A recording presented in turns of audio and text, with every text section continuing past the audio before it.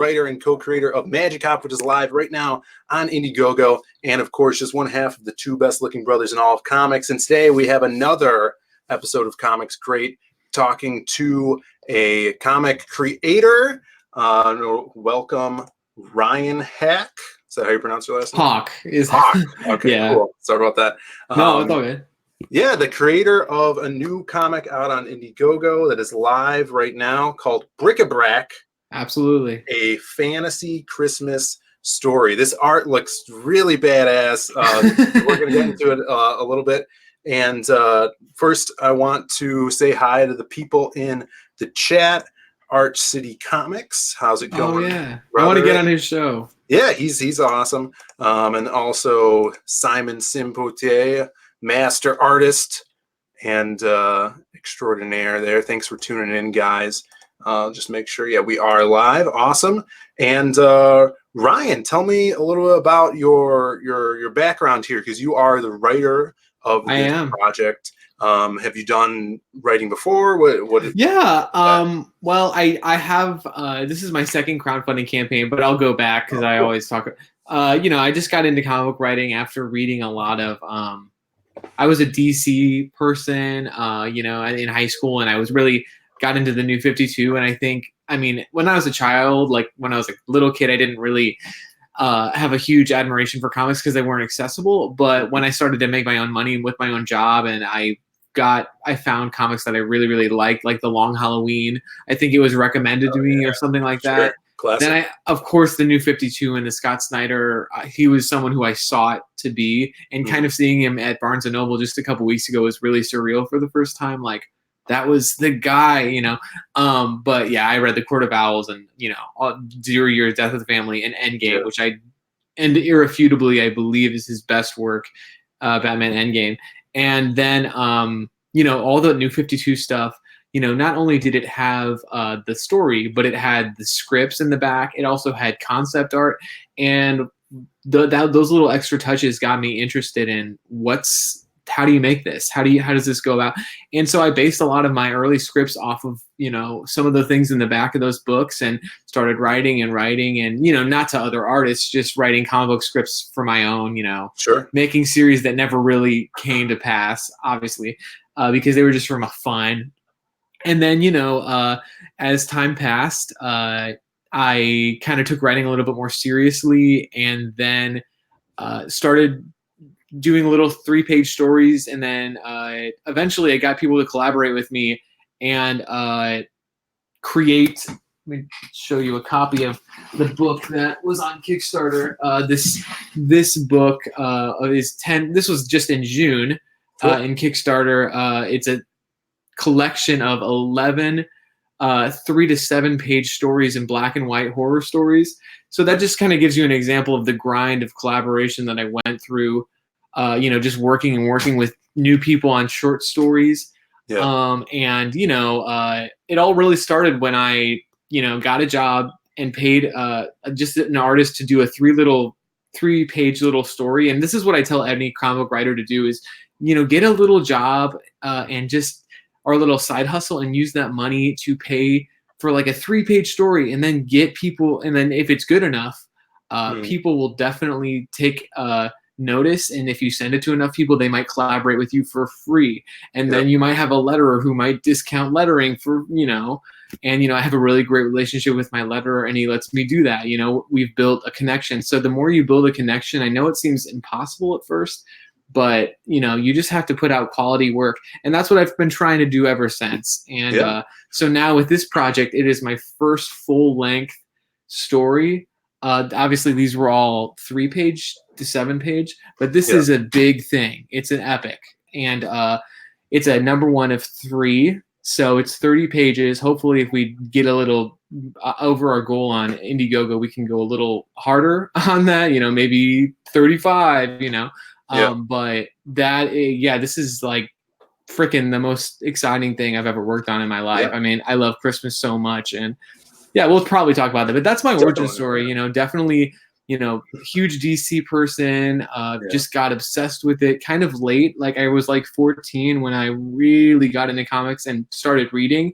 Not younger than that, but that was my renaissance truly. And just couldn't stop ever since. Just I've always read and read and read, and I love it. So Yeah. No, that sounds, yeah, I'm a DC guy as well. Love all that stuff. I mean, Court Owls was amazing. I oh have yeah. that whole run in issues. So good. And I'm kind of an old school DC guy too, like Mm, 80s Vertigo stuff also. But you seem to be like you're hustling, you're on the right track.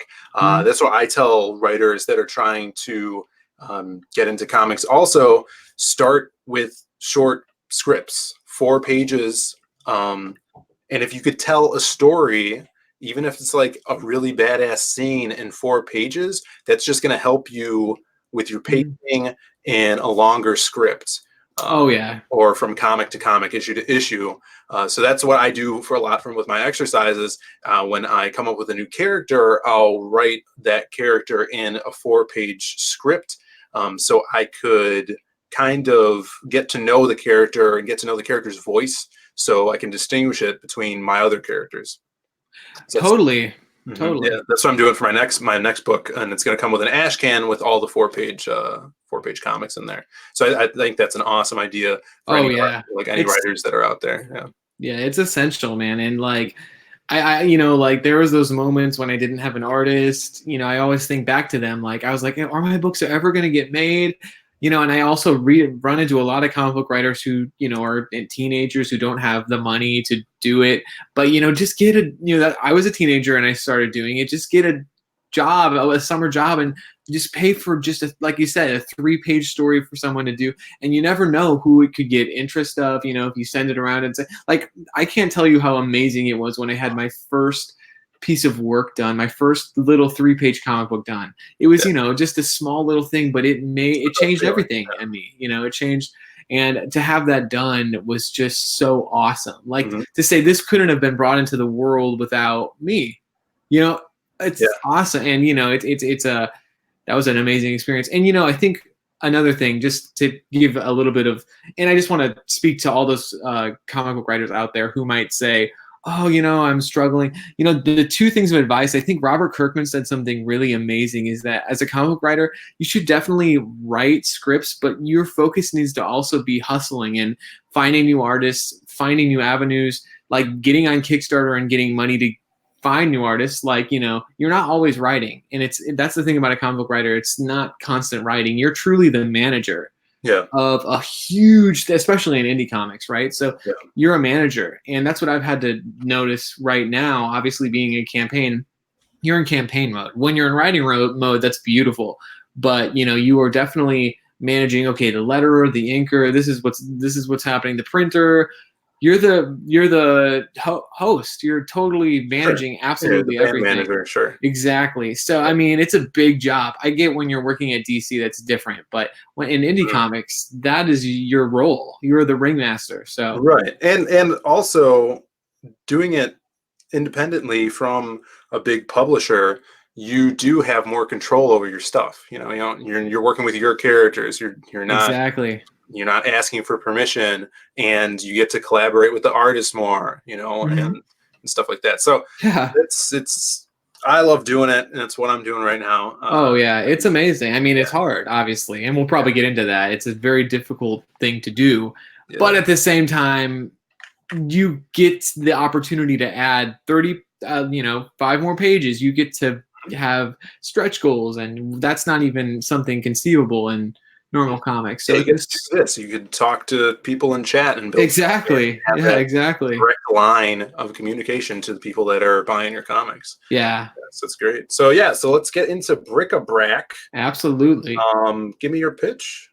Well, this is a story that is basically Star Wars and Rudolph the Red-Nosed Reindeer, Frosty the Snowman, Year Without a Santa Claus, those stories combined and do something that is very unique. It's a children's story, but it's definitely about a lot more than just what those. I mean, it's about a lot more than just what Rudolph the Red-Nosed Reindeer was about. It has a lot more deep themes. It's kind of like a Pixar movie that has a deeper rooted theme that kids can enjoy and understand, but also adults really get a lot out of. And I think there's a lot of examples of movies like that in Pixar's catalog that I hope this, kind of reminds people of. It's definitely a very special story, and it's about a war on a planet Christmas between nutcrackers, between Good King Wenceslas and his knights, the Sugar Plum Fairies, and then the rebels who live on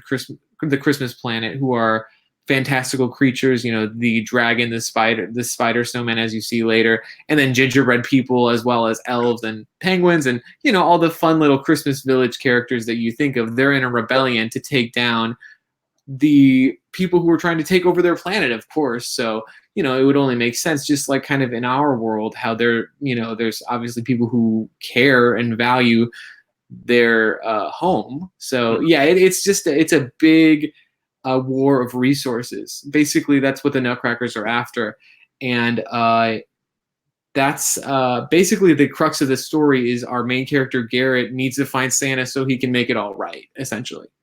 Nice. Yep. Cool. I love these character designs you have on here. Little concepts there.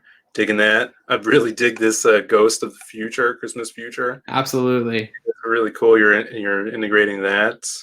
It just looks like a really fun world. Very imaginative. Absolutely. Cool. Yep. That is our two print covers. So. Yeah, this is really nice. Yep, and that's our just recent one. That's the one that just revealed yesterday. I'm trying to keep the campaign exciting. So just get dope art out. That's another thing about Kickstarter. Make it exciting. Change the wallpaper. People get sick of seeing the same thing over and over again. So that's the dope. Right. That's the dope gift I gave everyone week 2. I love the colors on these reindeer. Yeah. That is Father Christmas. That is General Almond, the essentially Darth Vader above the Nutcracker. That's General Almond, the pretty much baddie guy, because he's definitely looking for ways to conquer the planet, right? So yeah, that's awesome. I love this. This is kind of on parchment paper there. That little background. Yep. That's Jack Frost right there. He is another. Yeah, pretty much every character you love from Christmas is in this thing in one way, shape, or form. Because I love them too, right? So how couldn't you love Jack Frost or Nutcrackers or But they're very different in a way, and it's truly about. It's everything I've ever wanted to say about Christmas, and it's also to bring forth the conversation of when you get older, Christmas to some people doesn't mean as much. So why is that? And our character Garrett, he's 10 years old, but he goes through what a lot of us go through when we get older. He is faced with many different opinions of Christmas. He meets people who adamantly hate Christmas in this planet, and who try to kind of get away from other people on the planet, and I guess you could say they're in exile. They're kind of trying to be normal. They don't want to celebrate Christmas anymore. Then obviously he meets the Nutcrackers, who are pretty much mongers, and then he also warmongers, and then he also meets Good King Wenceslas and people who betray him, people who believe in him. He meets a lot of people, and it affects him. And by the end of the story, he's a changed person. And by the time he meets Santa, he's this changed person. So those two, and obviously, Santa also isn't all he's cracked up to be. He's changed. This war affects people. And I know it's a children's book, but there's a lot of things going on. It seems like it has weight to it. Definitely. Now this character here on the little snowmobile.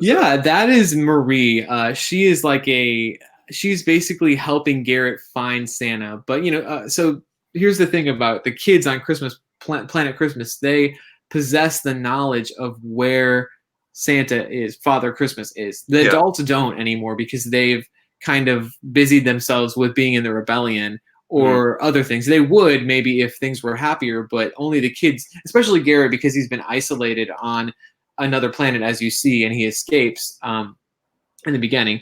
And so he, again, is on a quest to find Santa and get him to make everything right.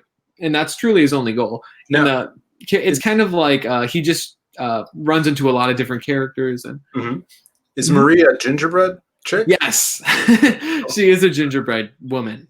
Awesome. Yep. And she's pretty much a commander in this rebellion team. So she's definitely got a lot of people who respect her. She's a well-respected person, and I think that we'll kind of figure out more about her. She's a great person, but obviously, when you're a part of a rebellion and you're in wartime, you have to make some changes to your personality, and you're not exactly the same person that you'd like yourself to be. You have to, we'll get into her later. She's an interesting character, and her and Garrett have some conflicts. Yeah. I mean, this art is so cool. Now, this is a 30-page book, right? Yeah, this particular part is 30 pages. The other pages, let's say I do it, because this story is more about just Christmas, the holiday. So I might even launch in, summer, because this is not about Christmas, the holiday. It's about Christmas as a concept. Yeah. About every day. What if we celebrated Christmas? What would it be like? Right. And so, yes, it is 30 pages, drawn by Raphael Sam, colored, everything by Raphael, and then lettered by my friend Tobin, who I've worked with since, forever. Yeah. Yeah, that's awesome. It's good to have, you build those relationships, as you were saying. Absolutely. People.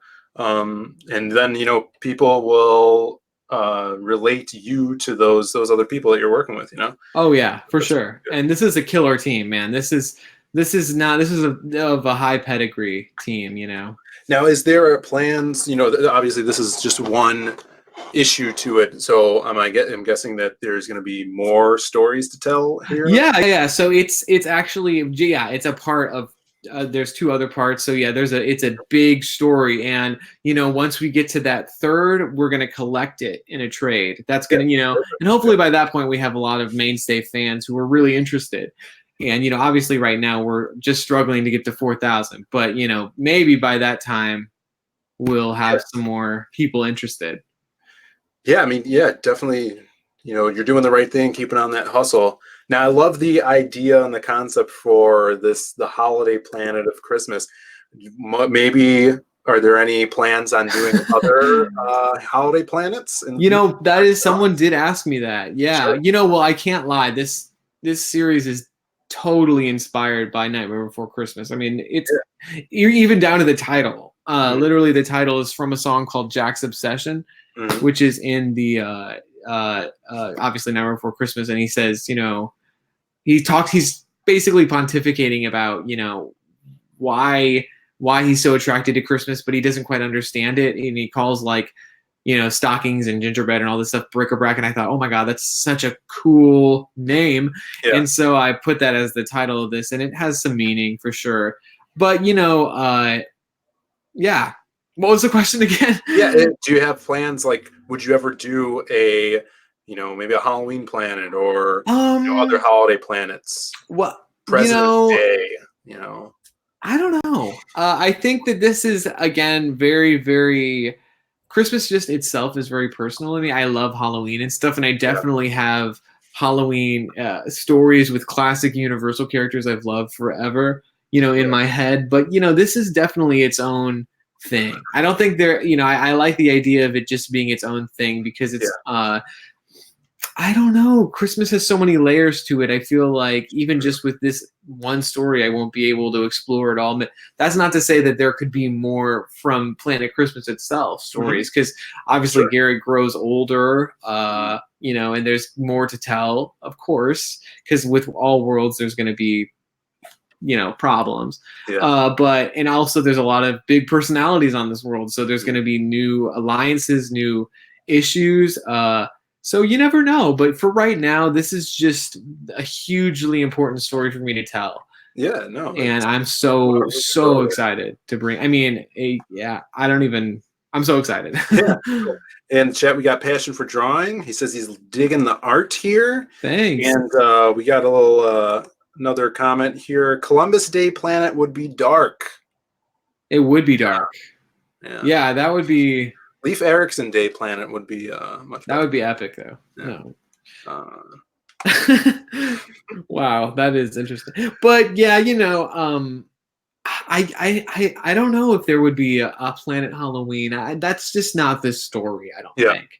But obviously in the Nightmare Before Christmas, like that's totally within that world. You start at the beginning, and Door, right? yeah. But this one, it's very much St. Patty's Day planet would be something else. that would be really interesting. I feel like that might be what the Leprechaun movies are. Yeah, Possibly. it's Like horrific. I feel like that it's just a straight up horror story. Yeah, yeah. So are there so you're trucking around on this campaign here. Is there, do you have stretch goals in mind? Right Or now we're just striving. yeah, that's true. A lot And of people put them up. we've had some early. issues with this campaign. We had to refund everyone on a Kickstarter version of the campaign, Oh. unfortunately, and we're trying to get some of those backers back. But there was like a pledge that went wrong, and that's okay though, because that's a story that just makes me want to tell the story even more, right? Yeah, definitely. And it just gets people more excited. And I found Indiegogo is really good with, like, if you do mistakenly put a pledge up or something, you could fix that by hiding it and redoing another one, stuff like that. Indiegogo has the add-on sections, which Kickstarter doesn't. You have to go through a third-party resource with that. So that's really good. Yeah, man, it has more tools at your disposal. It seems like Kickstarter, they limit you for no reason. It's like, why can't I do this? Why can't I do this? Whereas, like Indiegogo definitely gives you as a creator. I mean, I feel like you demand tools. You have to have tools. It's required. So I love the in-demand concept. I love the extension concept. I love the flexible goal concept. I mean, it's just killing it right now. Yeah. All we have to do is just get books on time. I mean, that is the main thing. The issue with crowdfunding comics right now is people not getting their books out on time, I feel like. And that, but other than that, it's beautiful, Yeah, it's an awesome time where we're living in right now. So let's go through your little perks here. Absolutely. We got the stocking stuffer for $5. This is the digital version of it. Digital, yeah. Awesome. You get your name on a thank you page, which is always great. And then your next one is for $9. You get the PDF of that, and then which I believe is your previous book you came out with, a little horror anthology. Yeah, just for obviously they're not related, but I just thought, that's awesome.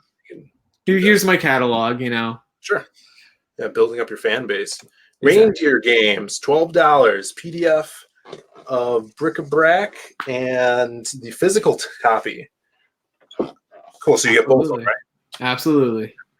And then $20 bookmark, art print, and the rest of the physical and PDF. And that art print that is the Santa that I just showed you. Oh man, yeah. Let's take a look at that. That's awesome. Yeah, I just got that in yesterday. I was like, this is gonna make my campaign look fresh. So yeah, man, this is great. I'm sure Passion's loving these colors. Passion for Drawing is an awesome colorist. I just love the idea of the reindeer having blue on their fur. Yes. For some reason, that's never been in anything I've seen. Yeah. They're this is definitely, I mean, they've been around for thousands of years, just like Santa. So I thought, let's make it something let's make it look really ancient. Santa Claus is a myth. He's a myth in this world. Supernatural. It's like these aren't regular deer. Right, exactly. So yeah, and it's not like I've always had an issue with like Rudolph looking like a child, or like all the other reindeer looking even Rudolph's dad looks like a buck. I mean, I get that he has like really long. I just want to make these gnarly, freaking old, looking deer that are epic. I mean, older than time. Yeah. Definitely accomplished that one. All right, where were we here? And then for $30, Lost Christmas Eve. This one adds a holiday card and also a ornament of my own making. Just a little something extra, It's not going to be anything crazy, But what's the holiday card? You go to Hallmark and you pick up. No. I think I'm gonna have my artist, the guy who made those two prints. He might actually just make a little, decal, and I'm just gonna print them. But yeah, it'll have some of the characters in it. Just a So little something extra. Yeah, that's like when you're thinking of like little add-ons and stuff like that, definitely want to keep it to the theme of your book. And I mean, you're hitting that right on the head. yeah, We yeah, did, we added some stuff that is like very 80s inspired for my comic, love and it. so this is for some perfect stuff for that. And the next, so what are you getting with this one? So basically, as I mentioned before, I have, well, obviously, this too. Like, you have to have a lot of friends to get this crowdfunding thing going. And like, since this is really just my second one, I've had to reach out to a lot of people, and a Yeah, lot of people have shown me a lot of love and shown me, hey, you can do this. You just have to, get on shows literally every night of your campaign. You have to literally post 20 pieces of content every single day. And so, Carl Kessel, we've got one of his books on this digital bundle. Curtis Clow, which is a good friend of mine, Russell Nolte, and just a lot of other great creators who have really kind of given me advice. yeah, your buddy's giving you some of their stuff to put out. Yeah, and then obviously in return they get my old book too. So it's a fun little thing. And hey, someone claimed it. I had it on a Kickstarter. It had some success. And if you're just dipping your toes into indie books, these are some of the top pedigree books right here. Impossible Jones, Beastlands. I mean, some of the best books I've personally seen on Kickstarter, and I think it's an amazing deal to Cool. have that. So it's just a little extra, nothing huge. And then this is the big one, and I might add another tier come day 15. 15 days left. It might be add a mainstay character, but this is our biggest tier right now. It's like biggest firework. It is Tchaikovsky's Revenge, and basically you get everything plus a sketch from Raphael of a Bric-a-Brac character. I mean, that is, people have got pretty. Someone just grabbed that today. I think 2 people grabbed that today. That's epic, man. Now, is that going to be digital or is it going to be an physical? Physical. Awesome. Physical. Yeah, that's great. Yeah, cool, man. Yeah, so that's going to be really exciting. I will be jealous. Now, is this a picture of your guys'? It's like a little variant. We might include it in the story. It's just something completely unrelated that is just kind of epic. It's not really our Santa at all. It's just a little variant thing. That's about done by Raphael himself. So cool, man. Now, is this your first time working with the artist? Yeah, man. But we've been talking about this for quite a while, and like as you've seen from all those sketches, some of those were done a year ago, and we've just been really building this thing up for quite a while. The idea has changed quite drastically. I mean, it used to be based on Earth. It used to be something that was more. It had an older main character. There was the Nutcrackers were good guys instead of bad guys, but as you know, things change, and definitely. I think I think a story idea, characters, even in the writing process, they have to change because you're getting more comfortable with them. Like I'm much more comfortable writing characters that I've had for 10 years almost than characters I just came up with, Right. So I think sitting with them, even though in comics, it's very much like, oh, we need to get this comic out, turn it around, get it out to the fans.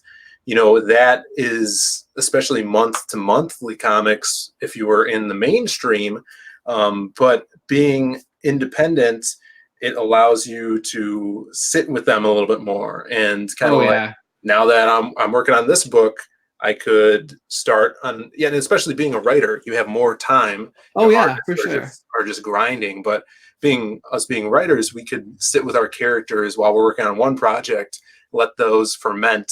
So when we get to theirs, we'll have a better grasp of them. Absolutely. I mean, need to happen.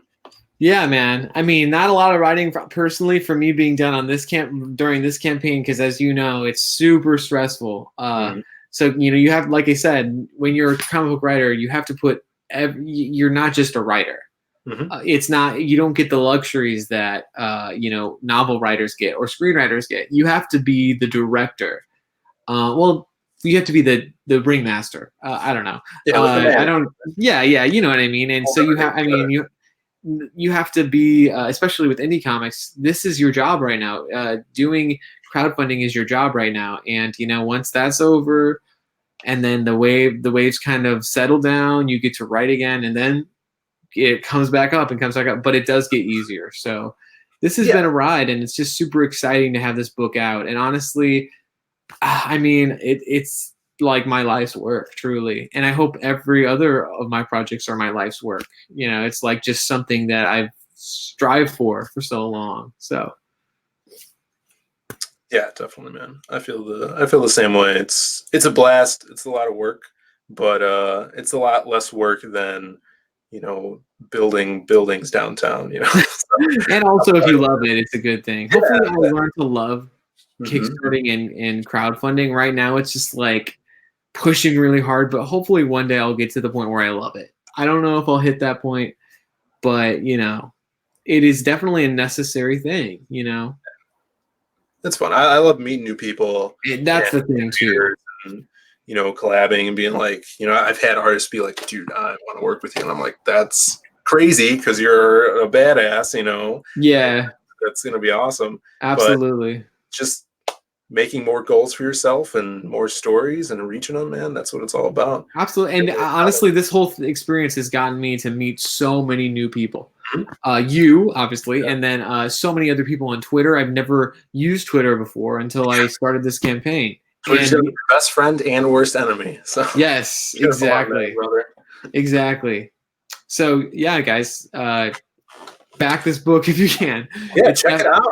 It's definitely worth your time. Watch the video.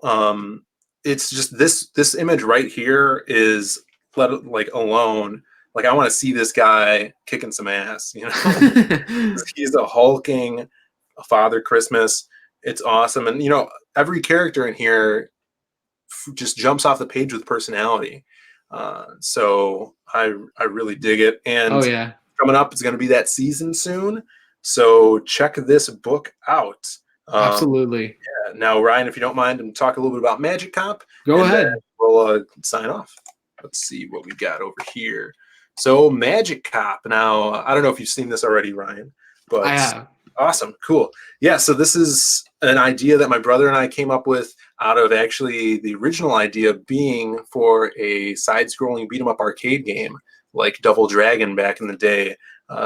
Games like those, and we built this world for a video game like that, and it never really got off the ground, never got greenlit, but we did so much pre-production for it that we actually turned it into a comic book. I'm a writer, my brother's a graphic artist, and we decided to go in on this together and create this story about our newest magic cop, Iggy Cromwell, who is investigating the murder of a mermaid prostitute, as he has to try to work with his new Wolfman partner who's on the verge of retirement.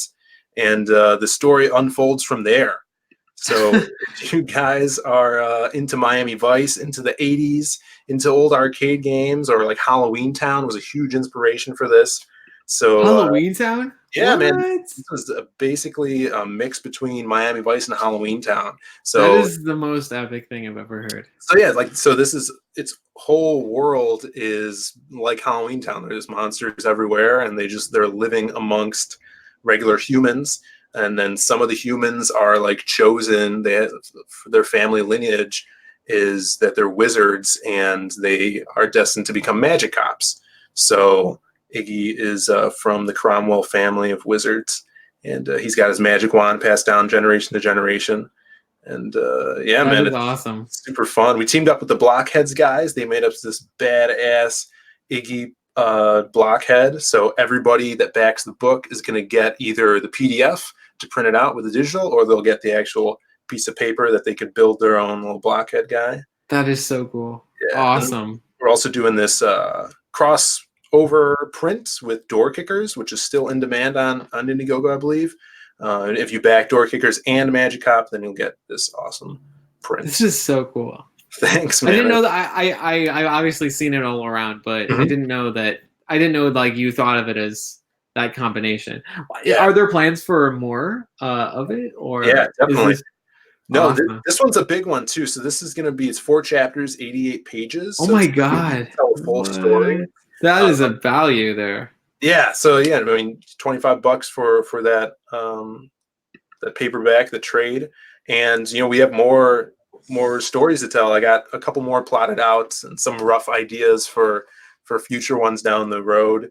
But yeah, these guys you're gonna hopefully be seeing a lot of these guys. We're fully funded. We just got out of the campaign, so we could chill a little bit. We're still in demand though, so anybody that wants to back the book, definitely check it out, back it. Awesome. Yeah. Awesome.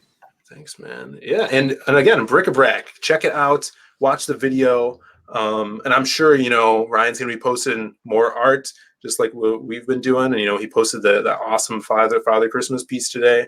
Just another reason to back this book, guys. And yeah, so thanks for coming on, Ryan. Oh my God! I mean, absolutely. Yeah, it was fun. I'm glad we're able to look at this one because the colors and just the art style is really cool here. Just not something I'm seeing a lot right now. Yeah. I get what you mean. I think, yeah, you're right. And same with yours. That concept is fascinating to me. I have to check this out for sure. Thanks, yeah, so let everybody know where they could find you online. Yeah, man. Well, the good thing about Indiegogo is that if you kind of scroll over my name, you can get to my full profile and find my Twitter and stuff. But also, I'm just at. I think you can do that. I'm not sure, but I'm at Twitter at Haack Pro. At Haack HAACK_pro, just like, I don't know, something. And then also on Instagram, which Ryan Haack 98. And then I'm trying to work on a YouTube. Obviously you have some YouTube game, and I feel like that could definitely help me. Yeah, it helps everybody, man. Building your audience. Like when you're doing crowdfunding in comics, you want that personal relationship with your audience. Like, you're not only selling your book and your art, you're selling yourself. So right. People they dig what you're doing, they dig your personality, and they come in every day to your channel to see what's going on with you and the book. That's where you're going to get that lasting fan base from. Right. I've been doing like like kind of motivational videos, like a little bit about, it's not like this, it's not like a live stream, it's more just me talking into a camera about writing, so maybe that's helpful to people. I'm not sure, but I should definitely do live streams, possibly. Yeah, and like even like with your buddies that like, I don't know how close you are with your letterer, but if you guys hang out on like Google Hangouts or whatever, you could stream lettering the book. Like I'll go on and I stream while I'm lettering Magic Cop or my other stories. I'll do that, or my brother will go on and while he's drawing, he'll stream too. So people dig that. Oh, that's a great idea. Yeah, that's a great idea. Why didn't I think of it? Yeah, I need to do that. I need to start doing that like soon. Awesome. Yeah, definitely. Yeah. So thanks for coming on, man. I'm glad we got to talk about this again. Absolutely. Thank you so much, man. No problem. Yeah, thanks everybody in the chat that did watch live. Shout outs to Passion, Art City Comics, Curtis YZ, 4 o'clock bitches, all you guys, thanks for coming in and tuning in. And if you guys are watching this later, hit that subscribe button. We're almost to 200 subscribers. That's awesome. And hit that notification button so you know when we are going live. I am Phil. Thank you for watching, and we'll see you all next time.